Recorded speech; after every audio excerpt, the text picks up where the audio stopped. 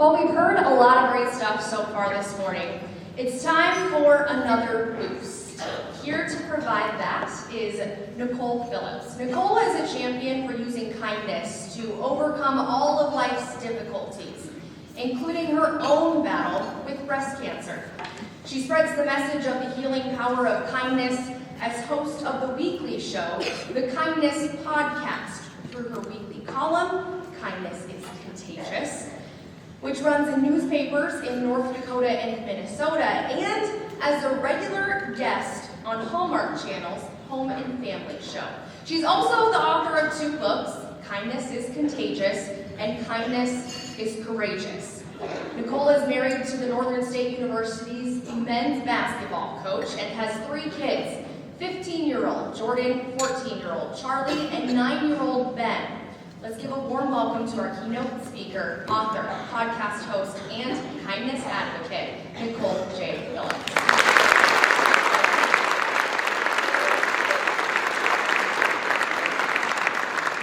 Good morning, good morning, good morning.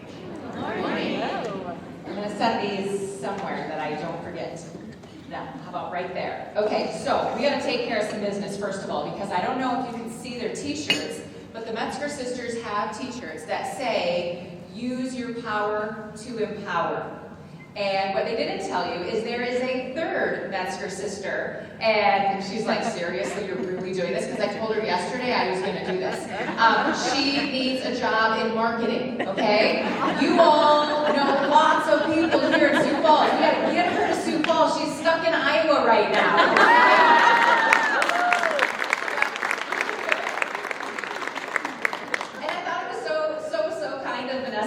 Like these 27 paragraphs about how wonderful I am and all these things I've done in the field of kindness, and like I'm like, who is that? Who are we talking about? Because anyone who ever calls me a kindness expert, like I cringe. I'm like, yeah, because I am not a kindness expert. Let's get that clear, okay? Nicole, you are not a kindness expert. Everyone say it. Nicole, you are not a kindness expert. Because being a kindness expert assumes that you got it made, right? You know what you're doing, you don't get it wrong. I, friends, am a kindness advocate. I long to be kind. I long to create a kinder world, and that's what I try to do through telling stories of kindness. Expert, not so much. Just ask my 9-year-old son. Just last week, he got home from school earlier than I did. We have a rule in our house, no friends in the house when Mom's not home. So he gets home, and then I get home. And I go to open the door from the garage to the house, and I'm pushing. And my door isn't opening. It's kind of opening, but it's not really opening. And I thought, what is going on? And so I shove, and I see a coat, a blue winter coat, and we don't have blue winter coats.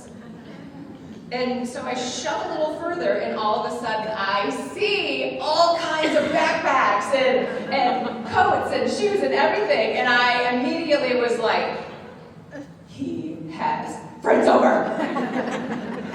And so I said, Ben, I'm standing in the mudroom, he's upstairs. And he comes to the top of the stairs and he goes, yeah? And then he looks down and he goes, oh, they just got here, and I was just going to tell them they had to leave. And I said, now. They go, now. You know the rules.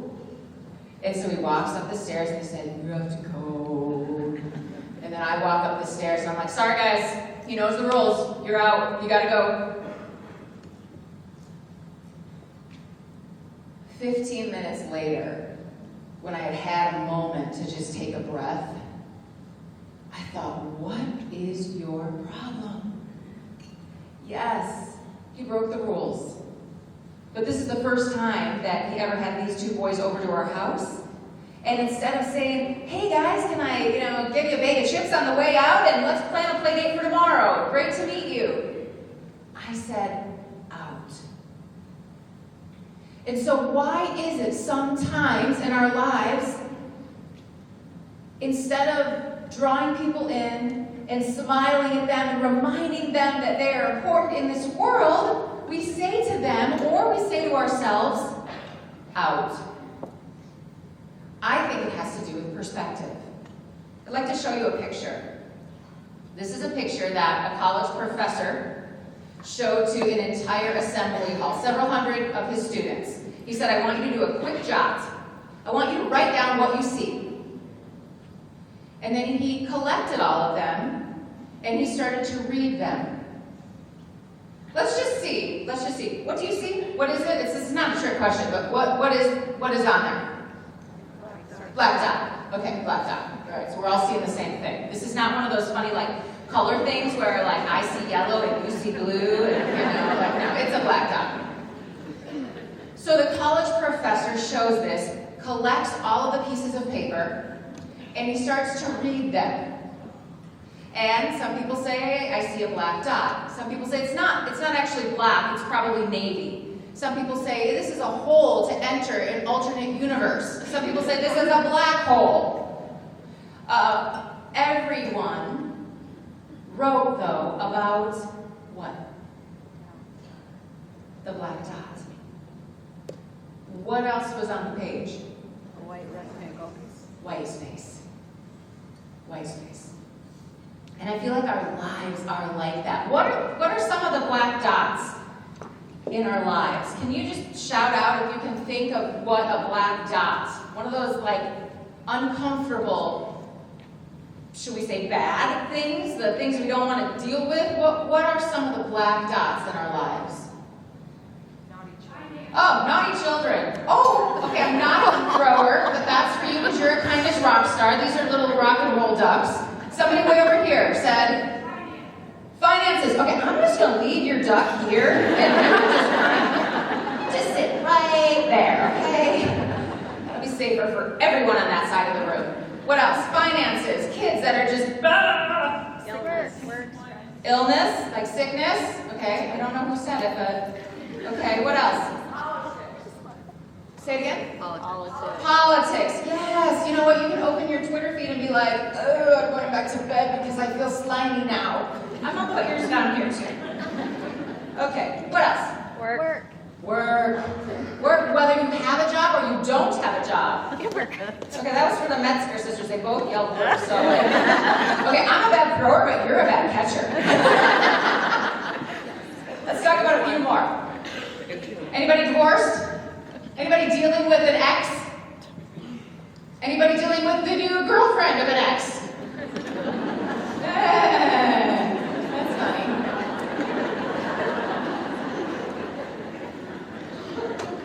How about that cancer diagnosis? How about the mom that you haven't talked to for a long time and you just are having a hard time connecting with? That person that hurt you so badly in the past that you can't get over. Those are the black dots in our lives. And there's nothing I can say from this stage that's going to remove those black dots. But what you look for is what you'll see. What you focus on becomes bigger in your life. So when you focus your eyes on the black dots and you think about that, you miss out on the white space. And the white space is the place where kindness and compassion and friendship and a great ladies' morning out and the ability to help someone else and using your power to empower, all of that lives in the white space. It's there every single day for the taking, for the seeing. And sometimes we see it, and sometimes we don't. I had a huge black dot over my childhood. When I was in 4th grade, my mom, who was a stay-at-home mom, went back to work at a men's prison. She had a great paying job there. She fell in love with a prison inmate. So every other weekend when I was with her, from the time I was in 4th grade until 8th grade, I would go to the prison with her to meet with her boyfriend. And eventually, in 5th grade, I was the flower girl in my mom's prison chapel wedding. I took that shame, I took that hurt, I took all of that into my adulthood. 8 years ago, I was at the edge of what anyone would call an alcoholic. I was a drinker, a smoker, an overeater. I was angry at my husband all the time. There was nothing he could do to please me. It was never enough. My life was filled with just the black dot, even though I had 3 beautiful children. I lived in a nice house. And I was married to a guy that I at one point adored. life felt passionless and pointless. It felt like I had lived the best of my days, and I was 37 years old.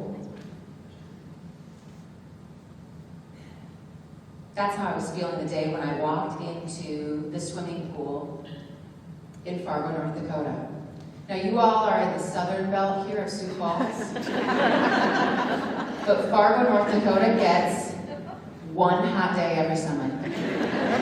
And everybody goes to the public pool. So I'm schlepping everything I own into the public pool with my 3 small children, because that's what you do when you're a mom in the summertime with 3 small children. And my daughter finds the one open lounge chair. Now, she's 7. My son is 5 or 6, and the littlest one is 1.5. So we're trouncing in there, and my daughter finds the one open lounge chair next to a 17-year-old Sports Illustrated model with long blonde hair in a shiny gold bikini. Am I judgmental? Yes, I'm judgmental, okay? She represented everything I have never been, never would be, and I just figured, you know what, there's nothing we're going to talk about today because we obviously have nothing in common. Well, we did have something in common.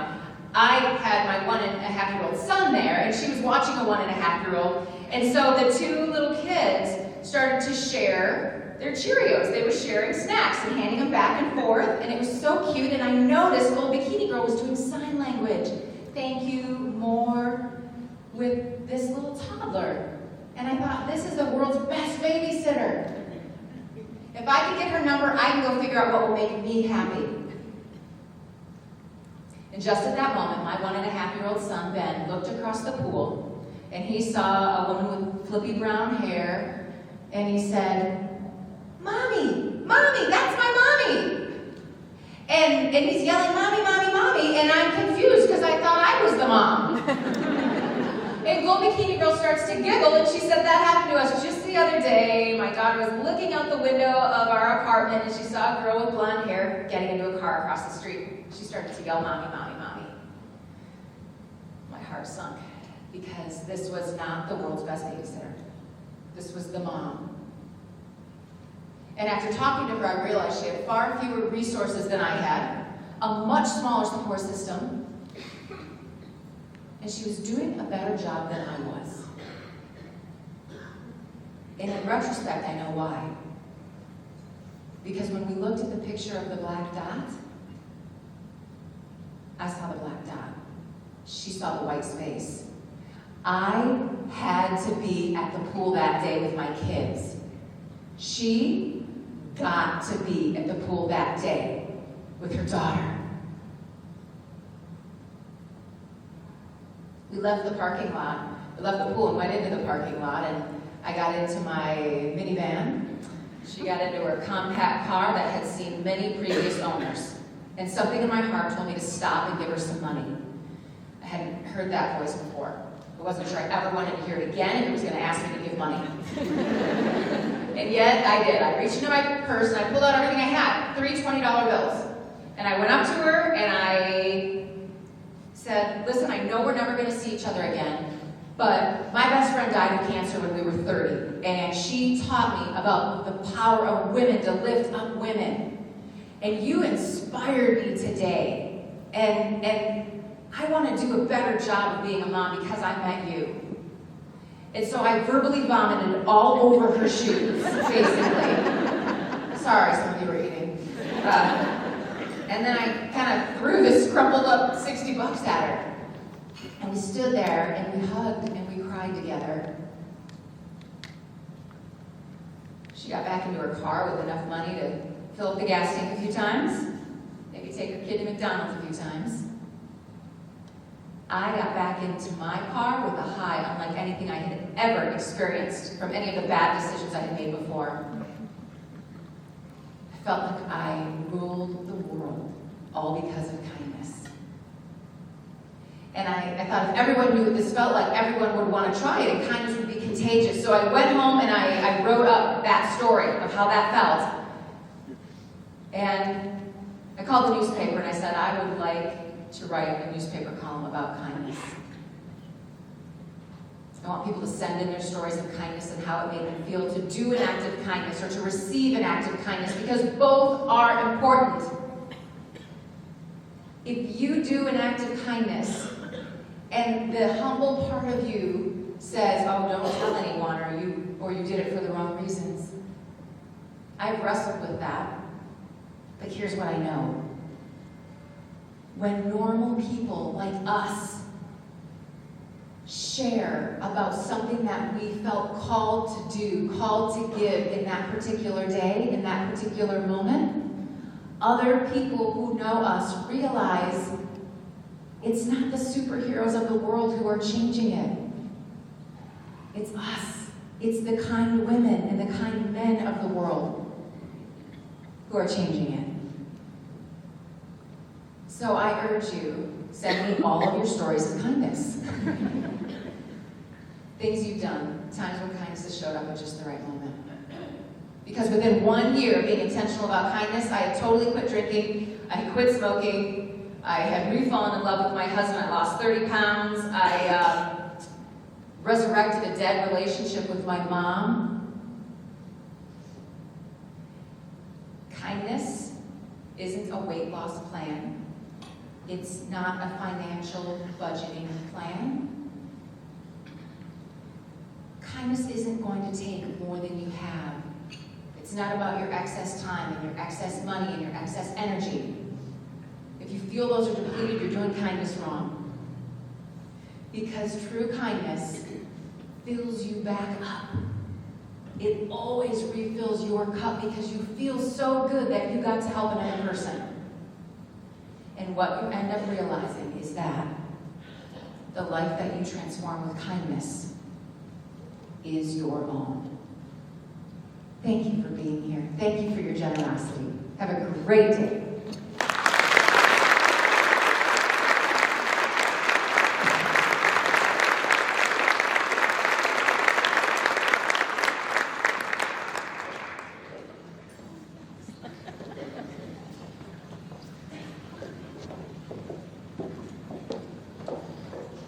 Thanks, Nicole. That was awesome.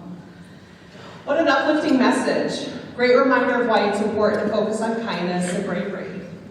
We're so fortunate to have you here to warm the hearts of this amazing group of people, Nicole. Thank you for the call to action, spread acts of kindness. At this time, I'd like to ask Lynn Otis to join me on stage. Lynn is an advisory committee member